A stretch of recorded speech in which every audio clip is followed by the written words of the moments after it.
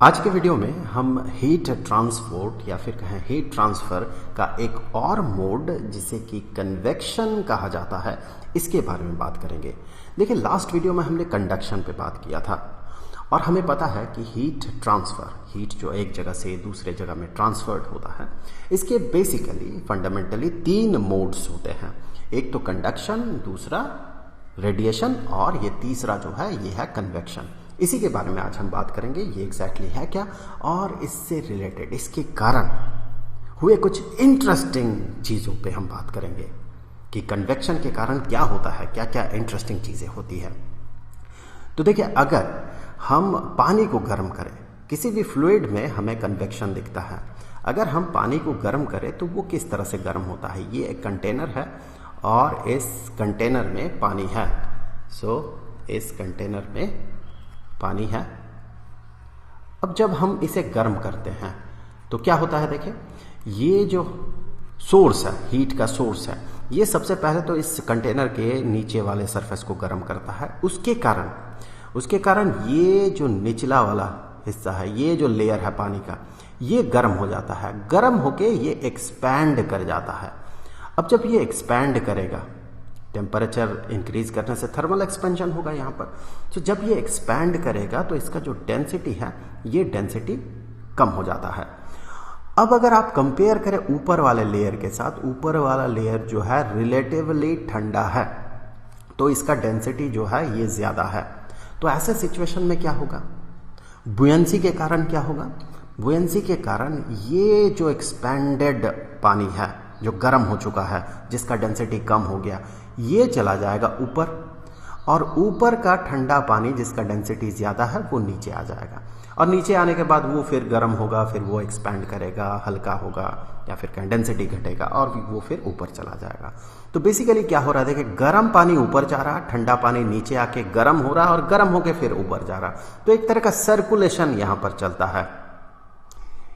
तो आप गौर करें कि हीट जो है ये नीचे से ऊपर की तरफ सर्कुलेटेड हो रहा है। कैसे हो रहा है, यहां जो पार्टिकल्स है, जो मॉलिक्यूल्स है, वो मॉलिक्यूल्स यहां पर ट्रांसपोर्टेड हो रहा है, मॉलिक्यूल्स का ट्रांसपोर्टेशन हो रहा है। इस तरह के हीट के ट्रांसफर को कहा जाता है कन्वेक्शन, जहां पर कि मॉलिक्यूल्स फिजिकली पार्टिसिपेट करता है। कंडक्शन में हमने क्या देखा था कि सिर्फ वाइब्रेशन का प्रोपगेशन होता है जिसके कारण हीट ट्रांसफर्ड होता है। कन्वेक्शन में मॉलिक्यूल्स, ये जो फिजिकल पार्टिकल्स है, ये खुद यहां से एक जगह से दूसरे जगह पे ट्रांसपोर्टेड होता है और हीट का ट्रांसफर होता है। तो यहां पर हम कह सकते हैं हीट जो है, ये हीट नीचे से ऊपर की तरफ प्रोपगेट कर रहा है और इसे हम क्या कहेंगे, इसे कहेंगे कन्वेक्शन। तो इस तरह का जो कन्वेक्शन है, इसे नेचुरल कन्वेक्शन कहा जाता है।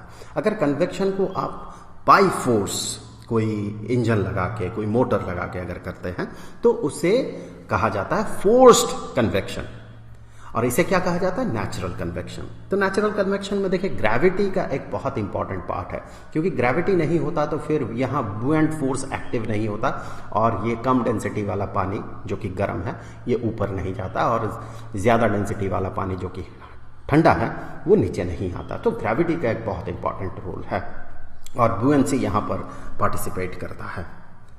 अब देखिए, ये जो नेचुरल कन्वेक्शन है, इसके कारण क्या क्या इंटरेस्टिंग चीजें होता है। हम एक ही एग्जांपल पे यहां पर बात करेंगे, डिस्कस करेंगे कि दिन में और रात में पानी और लैंड, जमीन, इनका टेम्परेचर में एक डिफरेंस होता है, क्योंकि इनका स्पेसिफिक हीट में डिफरेंस है। उसके कारण हमें समुंदर किनारे, बीचेस में ब्रीजेस मिलते हैं, हवाएं, विंड नहीं कहना चाहिए, ब्रीजेस मिलते हैं, हल्की हवाएं मिलती हैं।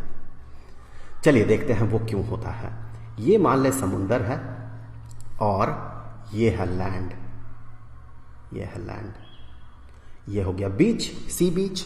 देखिए यहां पर किस तरह से हवा का फ्लो होगा, ब्रीज कैसे यहां पर दिखेगा हमें। दिन का समय है, दिन में अलग तरह का सिचुएशन होगा, रात में अलग तरह का सिचुएशन होगा। दिन में क्या होता है कि लैंड जो है, लैंड ज्यादा गर्म हो जाता है। ये लैंड क्यों गर्म होता है ज्यादा? क्योंकि इसका जो स्पेसिफिक हीट है ये कम होता है और पानी का स्पेसिफिक हीट बहुत ज्यादा होता है। तो पानी को गर्म होने के लिए ज्यादा हीट चाहिए, इसका टेम्परेचर को ज्यादा इंक्रीज करने के लिए बहुत ज्यादा हीट चाहिए। लेकिन लैंड के लिए ऐसा नहीं है, इसका स्पेसिफिक हीट बहुत कम होता है।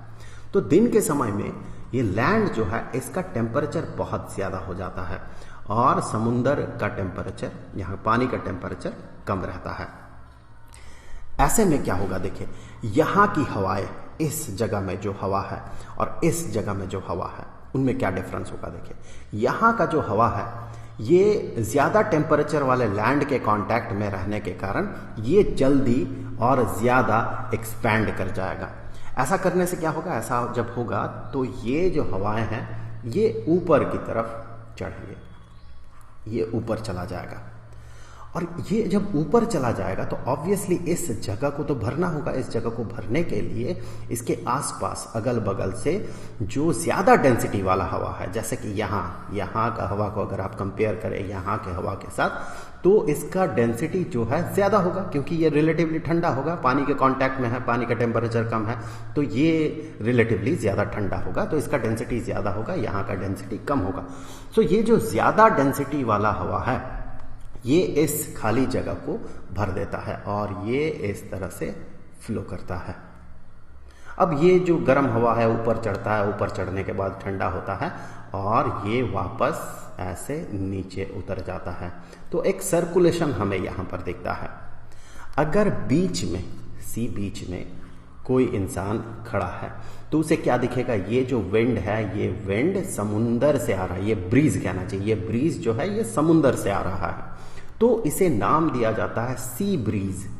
इस तरह का जो ब्रीज है इसे सी ब्रीज कहा जाता है क्योंकि यह समुंदर से जमीन की तरफ आता है। अब रात के समय ठीक इसका उल्टा होता है। क्या होता है, चलिए देख लेते हैं।